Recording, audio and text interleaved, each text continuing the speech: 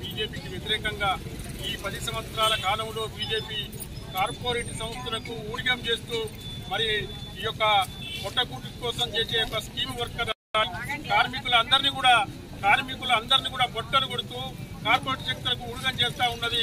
ఈ యొక్క బీజేపీ సంవత్సరాల పరిపాలన పూర్తవుతున్న సందర్భంలో మరి అనేక పోరాటాలు చేసి మరి లేబరు చట్టాలు తీసుకొస్తే ఆ లేబర్ చట్టాలను మరి రద్దు చేసి ఒక 4 నల్ల చట్టాలను తీసుకొచ్చి కార్మిక వర్గానికి నష్టపరిచే విధంగా మరి ఈ యొక్క బీజేపీ ప్రభుత్వం చేస్తూ ఉన్నది. మరి యొక్క సమ్మె చేసే యొక్క అవకాశం లేకుండా, జీతాలు పెరగాలనే అవకాశం లేకుండా మరి ఈ యొక్క బీజేపీ ఇలా చేస్తూ ఉన్న సందర్భంలోనే మరి అనేక దేశంలో ఉన్న అనేక కార్మిక సంఘాలు, అనేక రాజకీయ పార్టీలు బీజేపీకి వ్యతిరేకంగా ఈ రోజు 16వ తారీఖు నాడు ఖచ్చితంగా భారత్ ప్రకటించాలనే యొక్క. ఎందుకంటే మాకు కూడా సమస్యలు ఉన్నాయి.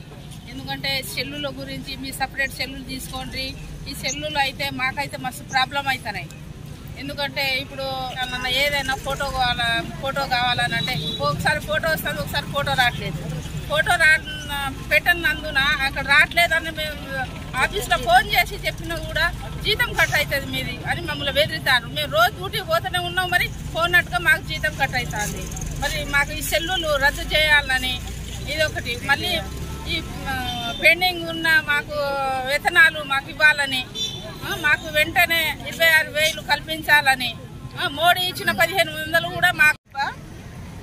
ఆశాలకు మరి అంగన్వాడీ వాళ్లకు సిఐటిలో ఉన్న వాళ్ళందరికీ నమస్కారాలు. ముందుగా మాకు కావాల్సింది కనీస వేతనం కావాలని మా కోరిక.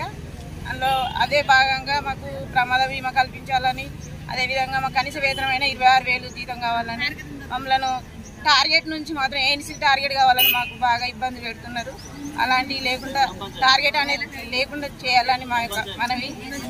అదేవిధంగా మాకు కావాల్సిన ప్రమాద బీమా కల్పించాలని, టీఏడిఎల్ కల్పించాలని మా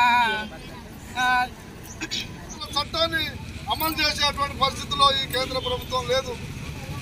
ఏదైతే పేద ప్రజలకు అన్యాయం చేసుకుంటా ఇలా అట్టడుగు వర్గాలను దోపిడీ చేసేటువంటి ప్రభుత్వం, ఏదైతే కుబేరులకు, ధనవంతులకు, పెట్టుబడిదారులకు సాయం చేసేటువంటి ఈ ప్రభుత్వాన్ని వెంటనే కూల్చవలసిన అవసరం ఉన్నది. మరి అదేవిధంగా రానున్న రోజులలో ఈ మోడీ ప్రభుత్వానికి సరైన బుద్ధి చెప్పి మనం వారిని ఇంటికి పంపవలసిన అవసరం ఉన్నదని, మండలంలో ఇంత పెద్ద ఎత్తున కార్మిక వర్గం వచ్చినందుకు, ఈ అవకాశం ఇచ్చినందుకు కిసాన్ కాంగ్రెస్ వైపు నుండి ధన్యవాదాలు తెలుపుతూ సెలవు తీసుకుంటున్నాం.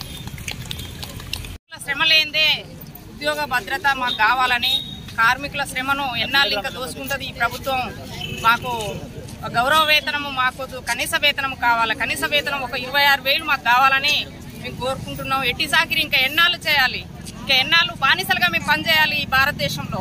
మా స్త్రీల శ్రమ లేనిదే భారతదేశానికి అభివృద్ధి లేదని ఈ ఒక 2 మాటలు నేను మనస్ఫూర్తిగా కోరుకుంటూ ముగిస్తున్నాను. అంగన్వాడీ ఆచార్యులు, మధ్యాహ్న భోజనం, గ్రామ పంచాయతీ, పశుమిత్ర, మధ్యాహ్న భోజనం, బీబోఏలు, అదేవిధంగా కేంద్ర ప్రభుత్వం పెట్టినటువంటి స్కీమ్ వర్కర్ల సంబంధించి అందరూ కూడా ఈరోజు ప్రజా సంఘాలుగా పాల్గొని మాట్లాడారు.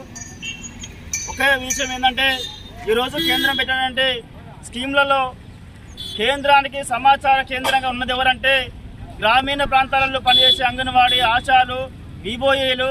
అంటే ఇలాంటి వాళ్ళ ద్వారానే ఈరోజు కేంద్ర అభివృద్ధి చేయడానికి కూడా దోహదపడేది. ఈరోజు గ్రామీణ ప్రాంతాల్లో గ్రామ స్థాయి నుంచి సమాచారం ఇచ్చేది ఈ 3 సంఘాలుగా ఈరోజు గుర్తించింది. ఆ గుర్తించిన దాన్ని కూడా ఈరోజు ప్రభుత్వం వాడుకలో ఉంచుకుంది తప్ప వారిని ఆచరణలో పెట్టి జీతాలు పెంచి కాపాడడంలో ఈరోజు కేంద్ర ప్రభుత్వం పూర్తిగా విఫలమైంది. ఈరోజు ఒకటి వచ్చిన మాట చెప్పాలంటే, అంగన్వాడీలో బడ్జెట్ కేటాయించిన దాంట్లో గతం దానికంటే ఇప్పుడు తగ్గించి, ఈరోజు ఆ బడ్జెట్లో తగ్గించి అన్ని మౌలిక సదుపాయాలు కల్పించాలి, అన్ని రకాలుగా సేవలు చేయాలనేది ఈరోజు ప్రభుత్వం కేంద్ర ప్రభుత్వం ప్రకటన చేసింది. దానికి ఇచ్చేది ఇంతంత, చేయాల్సింది కొండంత పేరుతో ఈరోజు కేంద్రం పనిచేపిస్తా ఉంది. వాళ్ళతోటి వెట్టి చాకరీ చేయిస్తూ, ఆశాలతోటి, అంగన్వాడీలతోటి, రకరకాల స్కీమ్ వర్కర్లతో వెట్టి చేయిస్తా ఉన్నది. అందుకని ఈరోజు రైతాంగాన్ని కూడా ధర లేకుండా ఈరోజు 4 నల్ల చట్టాలు తీసుకొచ్చి ఈరోజు ప్రభుత్వం వారిని రైతాంగాన్ని ఇబ్బంది పెడితే 2 సంవత్సరాల కాలం పాటు పెద్ద